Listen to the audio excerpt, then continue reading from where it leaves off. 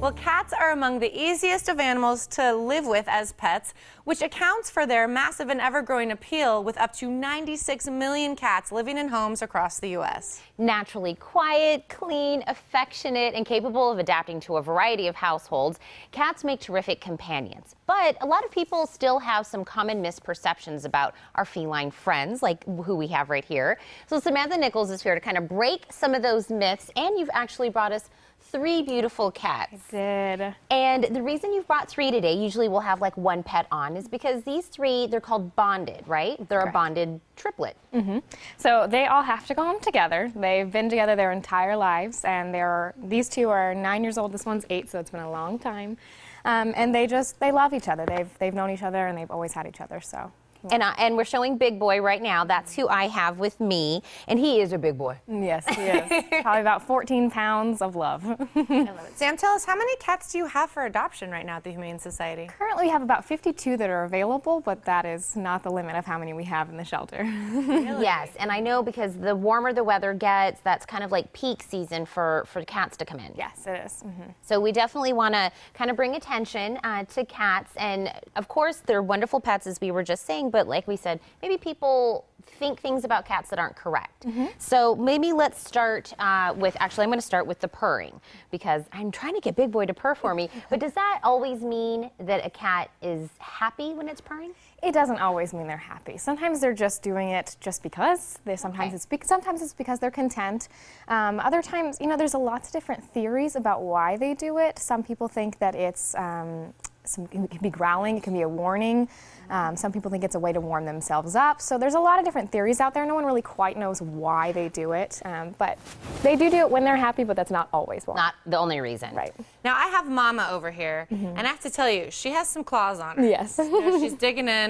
Now, we hear about destructive clawing in the house, and do you declaw cats? I mean, is that something that helps with that?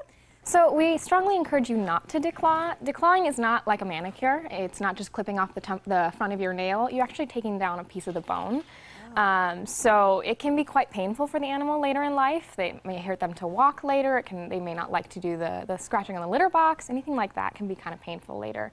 So instead, we kind of encourage you to get these things called soft paws. It does look like a manicure. It's like a little tip that you put on top of the nail. Oh. And you can get them in lots of colors. I've seen pink, I've seen rainbow, I've seen all kinds of things. And then you use that as a cover so that they can't use their claws directly on your furniture. Okay. Oh, that's so interesting. I've and never heard of that. It's like getting your nails done. It can have different colors and everything. Yes. And I know we're going to have Judy Schuler on later on in the show, which will talk, she's our pregnancy expert. But this is so interesting that we're going to talk about that when it comes to cats. Also, is that I've even heard that pregnant women should not actually be cleaning out the litter boxes if there's something in the litter that's bad for them. Is that correct? It's not necessarily in the litter. If your cat is an outdoor cat, they may be getting into raw meat if they're hunting little prey animals. And then they can pick up toxoplasmosis, which is a parasite.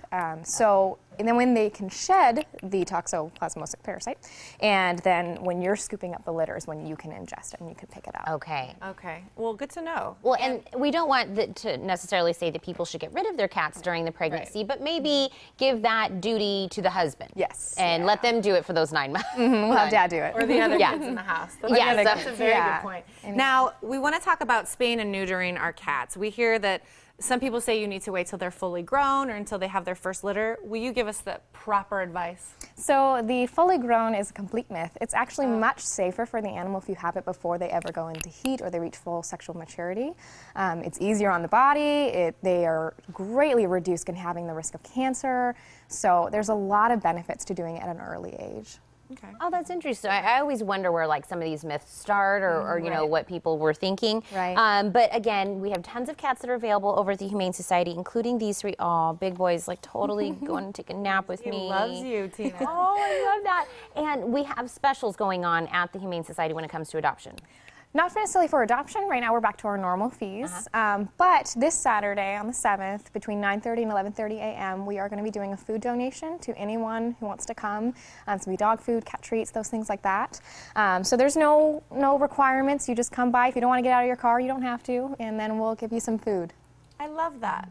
Well, I hope a lot of viewers are going to come visit you on Saturday with all the food for these beautiful, beautiful kitties, and we hope somebody adopts these 3 together because they are just so lovable. I love Mama.